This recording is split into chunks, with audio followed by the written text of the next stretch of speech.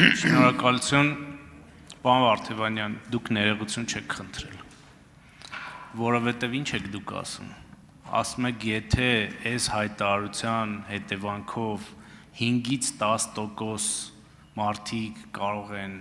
վիրավորված լինել, ես ներողություն եմ խնդրում։ Դա ներողություն չի, դա ձեր համոզմունքը պետք է լինի, ձեր համոզմունքը, ոչ թե այդ 5-ից 10%-ի։ Դուք այս հայտարարության համար ներողություն չեք խնդրում, որովհետև եթե իմ գործընկերներից մեկը օրինակ ասի, որևէ գործից հետո Վարդևանյանի կամ նրա գործընկերների դիակը տանեն իրենց տուն,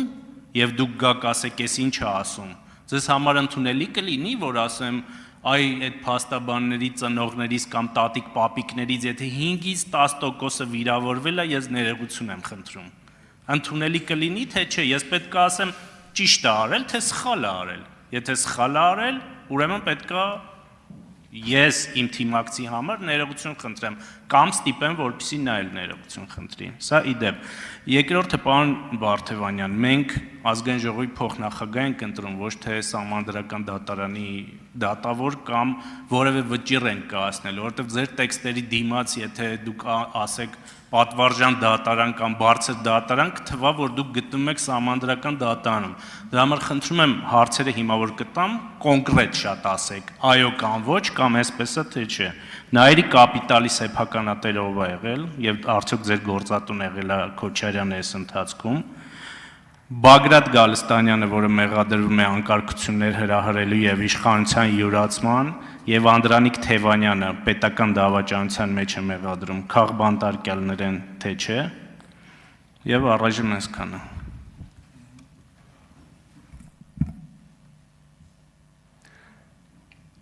Իրապես հետաքրքիր էր, որ ձեր կողմից, պարոն Հարությունյան, եւ հենց ձեր փորձը համեմատական օրինակ բերելու եղավ հենց այդպիսինը։ Անկեղծ եմ ասում, դեռ որ ես հեսա շուտով 37 տարեկան եմ, բայց դեռ չէր եղել մի նախադասություն, որտեղ ինձ ասեին,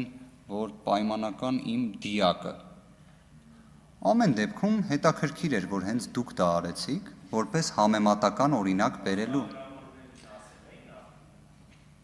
Կրկին, ես կարծում եմ հենց միգուցե դա որպես քաղաքական մշակույթի օրինակն է, որ մենք պետք է համեմատական օրինակները բերելուց, իմ կարծիքն է դա, չբերենք գրեթե նվազ, բայց մոտարկված աստիճանի ցնցող խոսք։ Ես ամեն դեպքում բոլոր մեր այն հայրենակիցներին, որոնք լսեցին ձեր այս խոսքը, ես ներողություն եմ խնդրում։ Ես ներողություն եմ խնդրում այն արտահայտության համար, որը դուք վկայակոչեցիք հայ սակրավորներին վերաբերող։ Եթե հենց այդպես ձևակերպած ոնց ներկայացնում եք։ Ես այդ դժվարությունը չունեմ։ Եթե ձեզ թված, ես իրականում փորձել եմ մի կոնտեքստ կտրել եւ այլն այդպես ասել իմ ներողությունը, չկա նման բան։ Ես իմ գործողություններում ունեմ բավարար չափի ազնվությունը, անկեղծությունը փողոցում պարզ ճակատով քայլելու համար։ Նորից կասեմ, հայ սակրավորների վերաբերյալ այն ձևակերպումը, որը այս դահլիճից հրապարակվել է, ես դրա համար ներողություն եմ խնդրում։ Ղազարյան Էդգարի կողմից ասված։ Ինչ վերաբերում է մյուս հարցերին։ Բայց նաև ձեր կողմից ասվածի համար էլ, պարոն Հարությունյան, ես ներողությունը խնդրեցի ամեն դեպքում բարեկամներս, ծանոթներս, ընկերներս, որ լսեն, թող ցնցող չլինի իրանց համար, ամեն դեպքում ազգային ժողովում մի քիչ իրավիճակը այլ լինում է, տենց բառամթերքը այլ լինում է, ամեն դեպքում սրա մեջ բացասական բան չկա, ժողովուրդ ջան։ Ինչ վերաբերում է երկրորդ հարցերին։ Նայրի ինշուրանսի, ենթադրում եմ, որտեղ անունը մի քիչ այլ կերպ ասացիք, Նայրի կապիտալ ասացիք, երևի Տաշիր կապիտալին Նայրի ինշուրանսին էիք փորձում, այսպես ասած, ավելի օպերատիվ հարցնել։ Նայրի ինշուրանսի խորհրդի անդամ նշանակվել եմ Կենտրոնական բանկի նախագահի որոշմամբ։ Եվ դա ինչի համար է այդպես լինում, որտեղ ես խորհրդի անդամ եմ եղել։ Ես անկախ կարգավիճակ եմ ունեցել, հետևաբար ես որևէ մեկին, բացի հենց որպես խորհրդի անդամ հանդես գալու կարգավիճակից, սահմանափակում չեմ ունեցել։ Իդեպ, դուրս եմ եկել նաև Nairi Insurance ապահովագրական ընկերության խորհրդի անդամի կարգավիճակից, երբ քաղաքական գործունեությամբ եմ սկսել զբաղվել։ Եթե թույլ տաք, մի քիչ ժամանակը ավել լինի, որովհետև արձագանք եք ունենալու, պարոն Վարդևանյան։ Հիմա թողեք պարոն Հարությունյանն արձագանքի, խնդրեմ պարոն Հարությունյան։ Շնորհակալություն։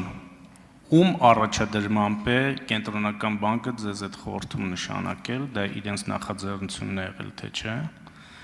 Երկրորդը, մի հատ sense արտահայտություն եք արել ձեր խոսքի մեջ, իմ կողմից վերադարձ փաստաբանական գործունեությանը չի լինելու։ Իսկ այդ ում կողմից կարող է լինել նախաձեռնություն, որ դուք վերադառնաք ձեր փաստաբանական գործունեությանը։ Եվ վերջինը, այդ բանին, որ արհեստական բանականությանը հարցնում էիք, որևէ Հռոմի Պապի որևէ որոշմամբ բան եղել է, դատական վճիռ կամ քրեական գործ եղել է, թե չէ, խնդրում եմ ասեք եւ ձեր եզրափակիչ ելույթում էլ կպատասխանեք, էլի մի հատ հարցրեք որևէ Հռոմի Պապ գոնե 20-21-րդ դարում կուսակրանությունը խախտել է, թե ոչ։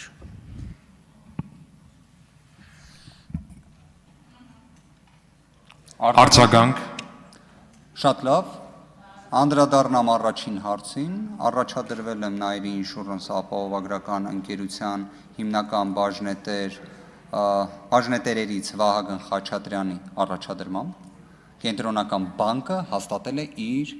իմ թեկնածության առաջադրումը, կարծում եմ դրանով կորպորատիվ ոլորտում բավականաչափ փորձ եմ ձեռք բերել, որը նաև ֆինանսատնտեսական ոլորտի տեսանկյունից էլ կարևոր է լինելու, ինչ վերաբերում է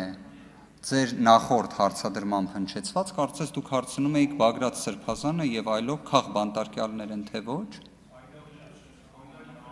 Հենց Բագրատ Սրբազանը